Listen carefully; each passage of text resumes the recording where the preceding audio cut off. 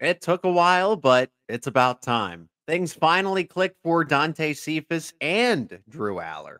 You are Locked On Nittany Lions, your daily podcast on the Penn State Nittany Lions, part of the Locked On Podcast Network, your team every day. That is right. You are Locked On Nittany Lions. Thanks so much for making us your first listen and watch every single day. We are free and available wherever you get your podcast, part of the Locked On Podcast Network.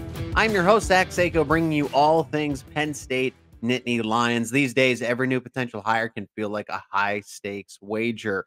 That's why LinkedIn Jobs helps you find the right people for your team faster and for free. Post your job for free at linkedin.com/lockedoncollege. Terms and conditions apply. Help out the channel, help out the show, become an everydayer. Subscribe on YouTube and wherever you get your podcast.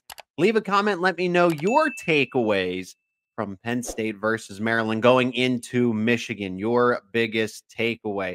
But it's really about time. Things seriously clicked for Dante Cephas and Drew Allar. They both look like the players we know that they could be. Before we get into my takeaways from this game, I got a few of them here. Penn State is a 5.5-point underdog to Michigan with the total set to 44.5 on FanDuel, America's number one sportsbook, the official sportsbook of Locked On. Penn State is also ranked number 9 in the AP, no movement, and number 11 in the college football playoff. I'm sure they won't change in those rankings as well. And something to keep an eye on.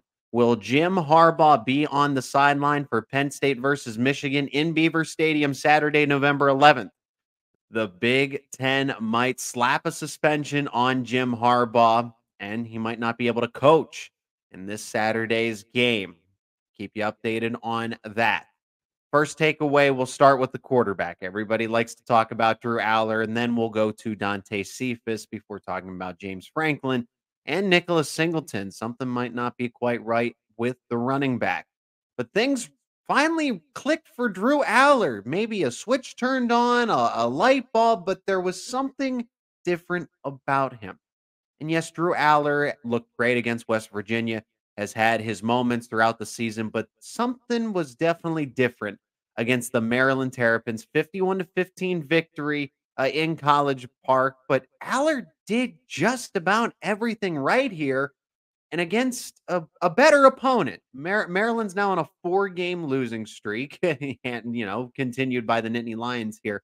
But Drew Allar did more than just protect the football, right? Good passes, efficient passes, something throws that weren't in harm's way. He did more than just take care of the football. He took chances downfield. He trusted his wide receivers, right? Had great accuracy. Drew Allar is sometimes has been spotty with his accuracy, but pinpoint throws from Allar. And the decision making to go along with this was near perfect. So my point is, by not putting the football in harm's way, that's really good decision making. Very few, if any, bad pass attempts, and anything that might have said looked like an airmail or just an errant pass was on purpose, and something that Drew Allar's been doing throughout the season. Instead of saying, all right, let me force it into double coverage, let me force it into blanket coverage to try to get it to my wide receiver. How about I throw it away and live to play another down? Avoid taking the sack and live to play another down. Sometimes when you're on, and that's exactly what Drew Allar was against Maryland. I mean, Maryland's pass defense isn't the best. Their run defense is actually pretty good, but in the secondary, you would expect them to be better with the players that they have, but something's not right with the pass defense for the Terrapins. But what I saw being in attendance at the game, and everybody who watched it on TV probably noticed this as well, you saw someone who looked like a changed player after throwing that interception against Indiana. Happened late in the game, but that final drive, that winning touchdown pass to Keandre Lambert-Smith, and now this entire game, 4 quarters of play against a Big Ten opponent on the road, may I mind you. Drew Allar has not looked good on the road, and things looked a lot different this time around. But that's what we discussed. We anticipated that Drew Allar would look like a different quarterback, a better version of himself, someone that wasn't going to be as risk averse, someone who's going to take selective deep shots, because I didn't think he would do a complete 180, and he certainly didn't, where he was just going to start throwing the football wherever he felt like it. He was still himself, leaned onto the conservative side in terms of where he was going to go with the football, but Drew Allar was trying to be too perfect. Leading up to this, it felt like no interceptions, that completion streak, that attempt streak that he was going for, not intentionally, but along the way, right? You're going to try to preserve the streak. And it felt like he was trying to do too much, playing too perfect, and it was holding him back, was holding the offense back, and the entire team. So this was not a complete 180. It was absolutely not. Allar is still going to try to protect the football. That's just in his nature rather than forcing one. But he did. Actually, he took that chance in the end zone to Tyler Warren, and that was a thing of beauty. From footwork to arm placement to everything that NFL scouts are salivating over for Drew Allar as a football prospect when he eventually does turn pro. But in the triple coverage, he unleashed the cannon and released a football that was an absolute laser and beat triple coverage in the end zone, where it's really tight coverage, and Maryland's defense somehow didn't get a hand on that football that went right to Tyler Warren. It was a perfect spiral. NFL scouts can't wait for Drew Allar to turn pro. The mechanics were good. He has effortless arm strength. He continues to prove that time and time again, and the pinpoint accuracy continues to get better. Sometimes these things are going to break down under pressure, okay? The tape shows that, but what quarterback does not do that? Okay? Has issues when they are under pressure. And oh yeah, I was told this guy was supposed to be a statue and couldn't move at all. Once again, he's not the best straight line speedster, the best track star runner. We get that, but his mobility, his quickness, his shiftiness within the pocket, within tight spaces, Drew Allar is very impressive in that regard. He was making Maryland defenders whiff. He was getting He's always been shifty within the pocket, and he showed that again. Allar deserves a lot of credit to this point. He has 20 touchdowns and just one interception. Sean Clifford wasn't reckless with the football, but certainly turned it over a lot more, and Allar has done almost the exact opposite of that. Now on to Dante Cephas, because this was a long time discussion. Weeks were going by where we said, okay, now's the time for Dante Cephas. He had to. It's okay. The clock was ticking. It wasn't necessarily a prediction to say that, oh, he's going to do this, he's going to break out. For the Maryland shows, the Maryland previews, it was more of a prediction because there were weaknesses in the secondary. We didn't expect Trey Wallace to play, and Dante Cephas he had to see the reps.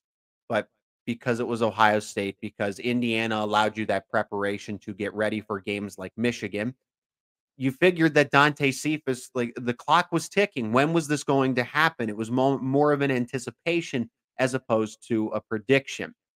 So we've been talking about this for quite some time now. And Allar, most importantly, showed trust in Dante Cephas because he had 6 receptions.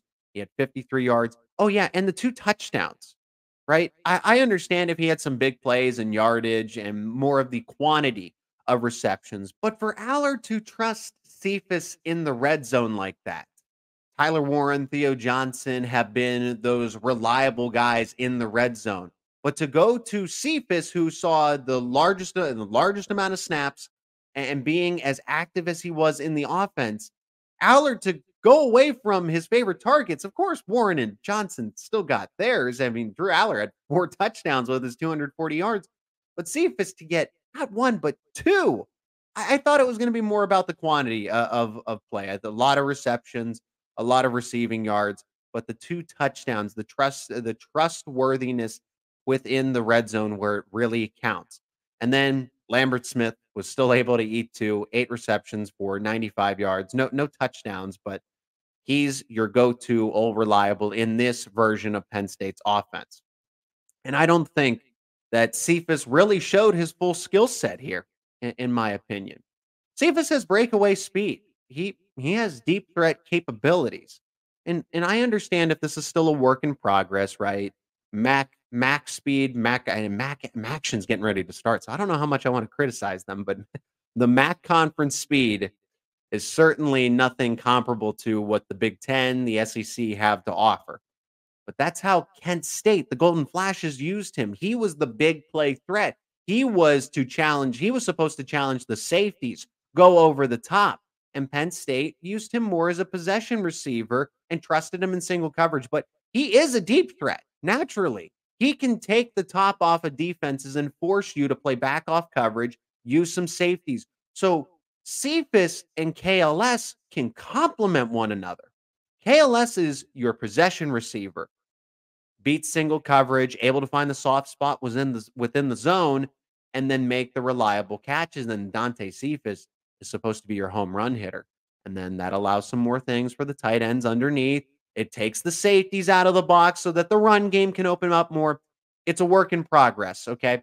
If Penn State, if that is their plan for Dante Cephas to have those big explosive plays, that will come because it felt like Drew Allar was still targeting Keandre Lambert-Smith more often than not on the deep plays, but that's what Dante Cephas can do with his full potential. And maybe Cephas just likes playing at Maryland. He played actually with Kent State in College Park in 2021, had 10 catches for 151 yards and a touchdown. Very, very impressive for Cephas now twice in College Park. So I think there is more. Let me know in the comments. Is this the ceiling for Cephas in your opinion? I think there's more. Cephas has a better skill set than just bubble screens and quick slants. He can do a lot more. I still believe that it takes time, but Cephas has shown that he can do it. But can he do it against better Big Ten teams like Michigan? Time will tell. The James Franklin has dominated this series against Maryland. The Terrapins would certainly. All I'm going to say is about Maryland is that they would love to have James Franklin as their coach. We're going to discuss that in just a moment. Let's hear from one of our sponsors of today's episode, and that is Athletic Brewing Company. And now it's time for your game changer of the week, brought to you by Athletic Brewing Company, and it's Dante Cephas. We'll keep it very simple. 6 receptions, 53 yards, 2 touchdowns. It's the game we've all been waiting for to see from the transfer wide receiver. And much like Dante Cephas, Athletic Brewing Company has completely changed the game like Cephas has, but with non-alcoholic beers. They make non-alcoholic beers that actually taste good. They're full of flavor, well crafted, like a full strength beer, but non-alcoholic. They brew over 50 styles of craft non-alcoholic beer, including IPAs, golden, sours, and more. You can find Athletic Brewing Company's non-alcoholic brews at a store near you or buy online at athleticbrewing.com. First-time customers can use code LOCKEDON to get 15% off your first online order. That is code LOCKEDON at checkout for 15% off at athleticbrewing.com.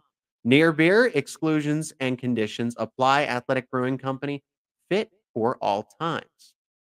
And the Locked On Podcast Network amps up college football coverage with Locked On College Football Kickoff Live every Friday, starting at 11 a.m. Eastern Time across all the Locked On College YouTube channels, including Locked On Nittany Lions. You can watch it and then listen back to it wherever you get your podcast after the show concludes.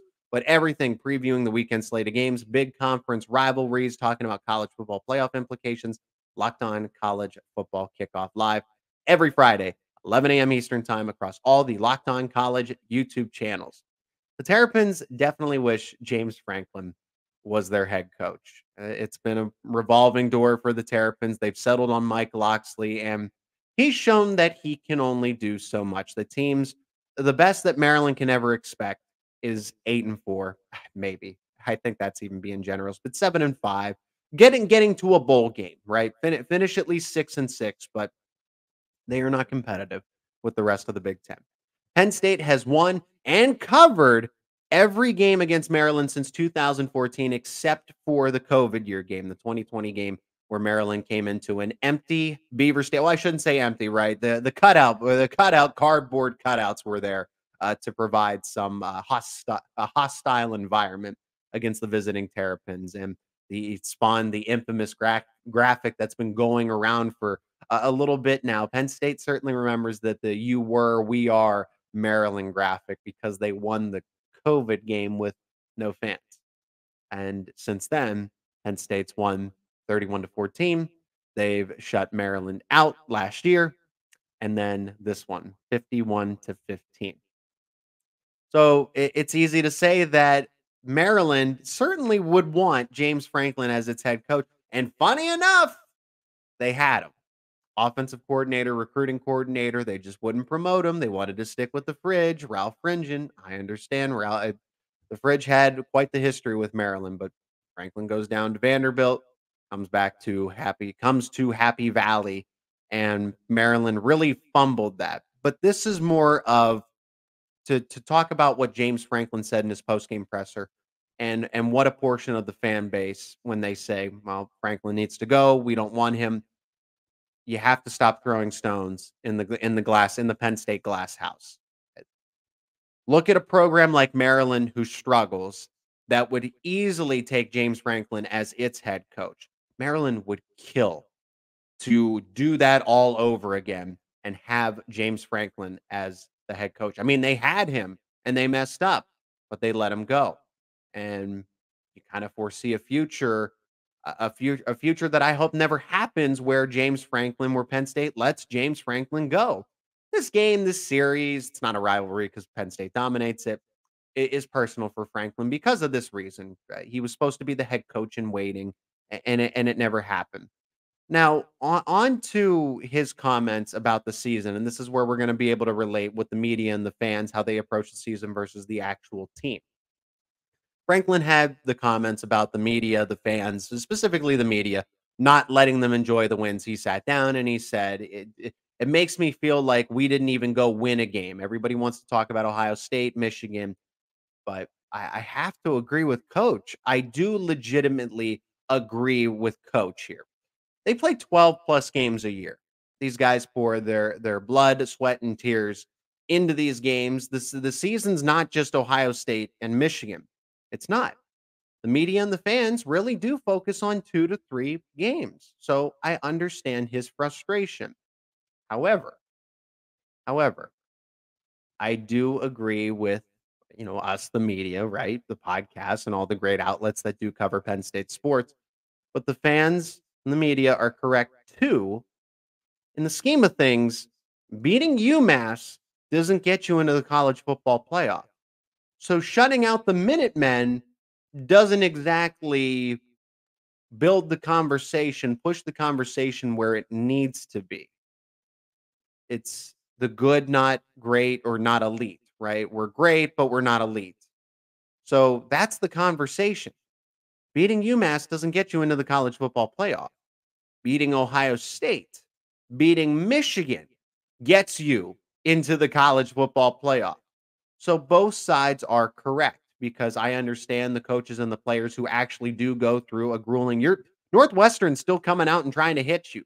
Maryland's still trying to come to beat you, even though they don't really they haven't done a really good job of that.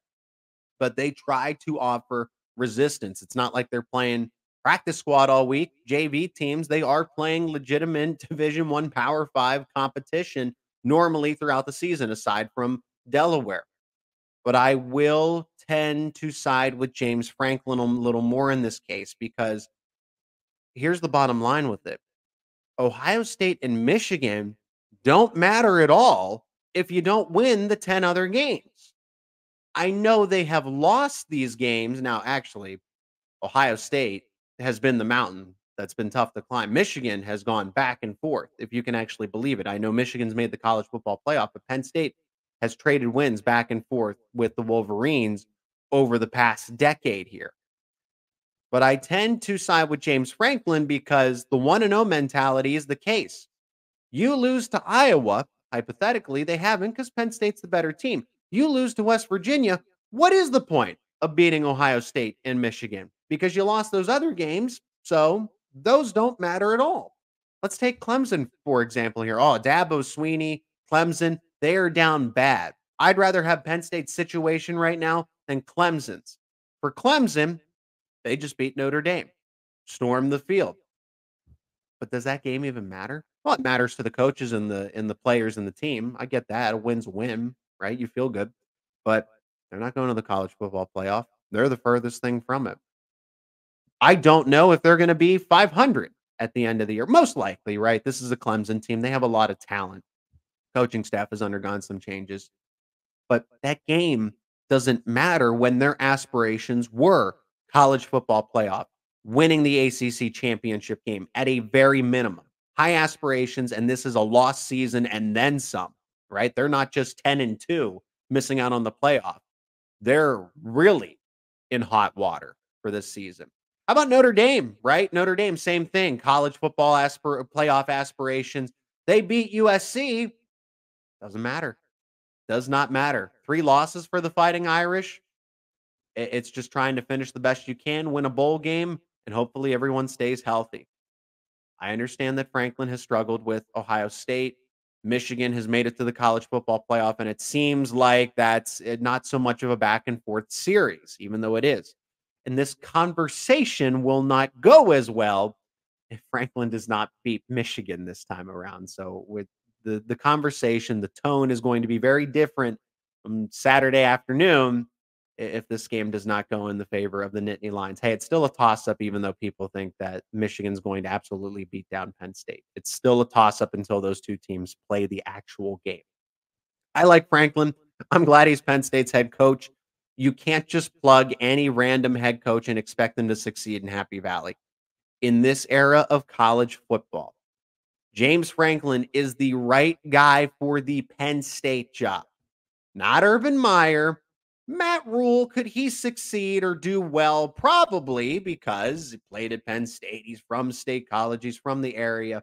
But I would still take James Franklin over a lot of those other options. The ones and ones that are available. Okay, plus Nick Saban. How well would Nick Saban do in Happy Valley? I don't think it would be automatic national championships immediately. He found a niche at Alabama.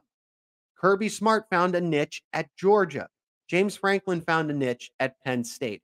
Any other Power 5 program would hire him in a heartbeat if Penn State decided to let him go. Penn State also runs the risk of becoming Nebraska 2.0, not keeping the right coach that's with them just because, well, we missed out on one win or we didn't get to the national championship. And Nebraska did this not once, but twice, missing out on the right coach. I feel like we could devote an entire conversation, an entire episode. And I think that's a good one, especially if the Michigan game does not go well, and maybe something to continue to talk about in the off season, depending on what happens. If Penn State finishes 11-1 and somehow finds its way into the Big Ten championship, the tone completely different. They lose to Michigan. Well, same old song and dance. And with all that being said, we got to pivot and talk about what the heck is going on with Nicholas Singleton, because he's having quite the sophomore slump. Before we talk about him in our final segment, let's hear from another one of our sponsors on today's episode, and that is LinkedIn Jobs. These days, every new potential hire can feel like a high-stakes wager for your small business. You want to be 100% certain that you have access to the best qualified candidates available. And that's why you got to check out LinkedIn Jobs. LinkedIn Jobs helps you find the right people for your team faster and for free. It's easy to create a free job post on LinkedIn Jobs, then add your job in the purple hiring frame to your LinkedIn profile to spread the word that you are hiring. Simple tools like screening questions make it easy to focus on candidates with just the right skills, just the right experience, so you can quickly prioritize who you'd like to interview and then hire. It's why small businesses rate LinkedIn Jobs #1 in delivering quality hires versus leading competitors. LinkedIn Jobs helps you find the qualified candidates you want to talk to faster. Post your job for free at linkedin.com/lockedoncollege. That is linkedin.com/lockedoncollege to post your job for free. Terms and conditions apply. And another sponsor on today's episode is Team Ticker. My audio listeners, I'm going to do a good job of describing it to you, but the YouTube watchers, the viewing audience can see this sign to my left. That is the gorgeous, one-of-a-kind sports sign for Nittany Lion fans, Team Ticker. Whether it's football, men's and women's basketball, baseball, soccer, or softball, Team Ticker has you covered.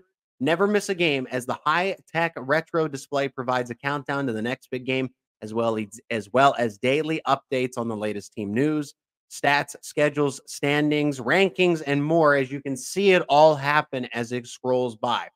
Now, how does this happen? The mobile app, there's a mobile app that you can use to set it up. It's easy to hang on the wall, but the setup is seamless and easy. Get it up and running within minutes and then connects to the internet, and it has the latest updates about the Penn State Nittany Lions. Each sign is officially licensed, meeting high quality standards, and it's assembled by hand in the US. Team Ticker is the ultimate upgrade to your Nittany Lions sports collection. And once you hang it on the wall, you're going to be the talk of all your fellow Penn State fans.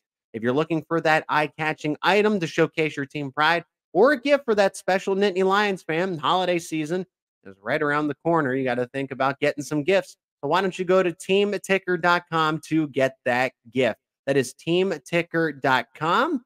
Team Ticker, one-of-a-kind sports sign for Penn State Nittany Lion fans. And in this final segment, we're going to talk about Nicholas Singleton and finish on an elite note, not a good note, an elite note with this Penn State defense. Nicholas Singleton, what is going on with number 10? The sophomore slump is real. You got to talk about this regression.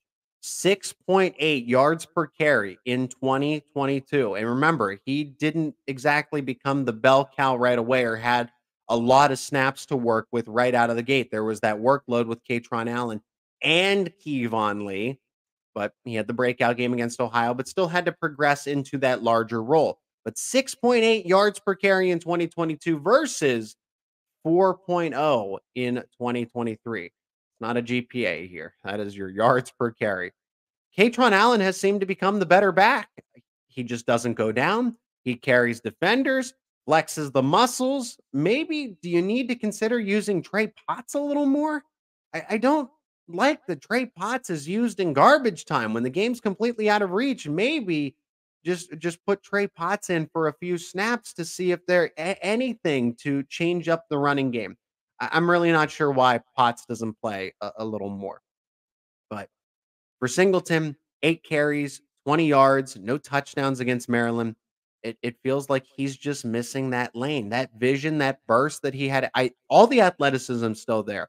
I think what's happening here is that defenses have gone all in on stopping Singleton and Allen. Last year, they were true freshmen. Sean Clifford did challenge defenses with the deep ball. Theo Johnson, Tyler Warren, Parker Washington before the injury, Mitchell Tinsley. The passing game, for what it's worth, had more respect last year as opposed to this year for whatever reason, right? And we've laid some of those out, but that's not the point. Defenses have paid more attention to guys that are no longer true freshmen that got into the Heisman conversation, not only on this show, but the national recognition. These guys became one of the top duos of running backs in the entire country, and rightfully so. Allen has lived up to the expectations. Singleton, not so much. I know that Singleton can break the long run because the athleticism hasn't gone anywhere. The talent hasn't gone anywhere. Vision and decision making, that's been questionable. But now defenses prioritize stopping Penn State's running attack, and it's not so easy to do as it was a year ago. I feel like Singleton's confidence could be a factor too. Second guessing himself, not picking the right gap. Because how many games, right? Nicholas Singleton has not had a big play, like a legitimate big play. So how many games have to go by now for him to say, for us to sit back and say that his confidence definitely has taken a hit? You got to do so. This is where the coaches have to step in and do something here. Mike Yursich, James Franklin have to find him a way into space. You got to get him into space by design. Since he can't do it on his own right now, for whatever the reason, maybe it is he's lost a step. I don't think that's the case. I've gone to practices. I'm watching these games in person. Singleton still looks like he has the speed and the burst, but there's this hesitation when reading the line of scrimmage. But his best attributes are getting outside of the numbers. Allen's between the tackles. Singleton is outside of them, outside of the numbers. Get him into space. Use motion. Use sweep plays. Use jet sweeps for all I care. Toss his quick slants. Put him out as a wide receiver. I don't care. Mike Yursich has to get creative and find other ways to design to get Singleton into space since he can't create them by himself. For whatever reason, Singleton can't do it. So the coaches have to step up and find a way to get an offensive scheme to best use Singleton's attributes. So why don't we finish on an elite note here? Not a good, not a great, but an elite note with the defense. I don't mean to harp on Singleton so much. I still think it's there because watch that play in the kick return late in the fourth quarter. He took it out to nearly midfield. It's still there, but I think the coaches have to help him just kind of remember it's like riding a bicycle. Those big plays for Singleton, he can return to that kind of playmaking ability. I think he just needs a little push in this case, needs a little help. For the defense, what else can be said about this defense? They're elite everywhere. Interior defensive line, pass rushers, all of the linebackers, the secondary, blitzing, zone, man coverage, boundary, safeties, starters, backups. I feel confident at every single category, every single level of this defense. They've made up for the offensive shortcomings. Penn State's defense has helped Penn State start 27%. I saw the statistic going into today's episode. 27% of Penn State's offensive drives have been in opponent's territory. That is number one in the nation. So the defense has done a lot and then some in this case. Even without key players on the field, Chop Robinson was out, Aman Vanover did not play, and Penn State still held Maryland to negative 49 rushing yards. I know that's with having Talia Tungavaloa sacked. So, okay, let's take those numbers away.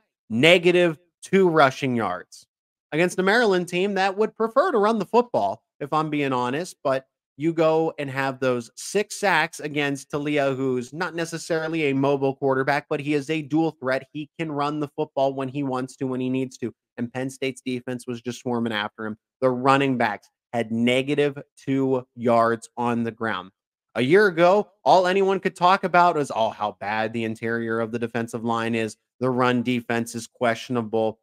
These players have embraced Manny Diaz's defense in so much more in year 2. We saw the progress go throughout year 1, but now year 2, everybody knew the system. There was no learning curve. There was no delay. And look what it's blossomed into, an elite top 5 at a minimum overall defense. This is one of the best in the country. I hope that the offense can pick up the slack because this can be a college football playoff team. I will say it again. You have the defense, but now the offense has to stop dragging along. The defense can't keep pulling the offense with it. These two have to match one another. I'm not saying Penn State's offense has to turn into this elite group, but they definitely need to be more than just game managers if you're going to make it into the top 4, if you're going to beat Michigan, get into the Big Ten championship, and win those games that Penn State fans are dying for you to win. But Manny Diaz is the best defensive coordinator you could ask for at Penn State. I would like Pat Kraft to hand him a blank check to keep him to stay, but I know that he wants to be a head coach again. It's due. If there's an SEC job that opens up, Manny Diaz will most likely take it. Keep an eye on, I'm going to keep saying it to get in front of this. Keep an eye on South Carolina and Frank Beamer. His seat's hot. Keep an eye on Arkansas and Sam Pittman. They are not doing well down there, and they have all the NIL backing from Walmart. Manny Diaz with Walmart NIL type of support. Arkansas and South Carolina are 2 jobs to keep an eye on. If Manny Diaz were to leave. But if the situation doesn't open up, then he's probably going to stay for another year or 2. The right job. He's not going to accept an ACC job or anything lower. It's going to be SEC or in the Big Ten. But I don't know what other jobs come to mind other than South Carolina and Arkansas. That'll do it for this edition of Locked On Nittany Lions. Become an everydayer. If you like the show, like this episode, subscribe to the channel on YouTube, wherever you get your podcast. Leave a comment. Let me know your biggest takeaway from Penn State versus Maryland. Coming up, James Franklin's moving his press conferences to Monday. I think that's perfect timing with the Michigan game. So every Monday now at noon, James Franklin's going to talk about the next opponent to not have that 24-hour delay and to look forward to the next opponent. I think that's the right decision. Perfect timing with the game that can save your season. And Penn State men's basketball tips off. Game 1 of the season. The Mike Rhodes era is here. Penn State versus Delaware State. Tips off in the Bryce Jordan Center. Tonight, this episode's going up on Monday, November 6th, and that's when Penn State takes on Delaware State. It will be a win. Penn State is about an 18, 19-point favorite. there's some big problems if they don't beat Delaware State, but I'm very confident that Mike Rhodes and company will. New era. We'll see how the changes reflect in game one. And Penn State versus Michigan, more previews to come on the channel. So stick around for more Penn State football content, talking about Michigan, men's basketball, so much more here on Locked On Nittany Lions.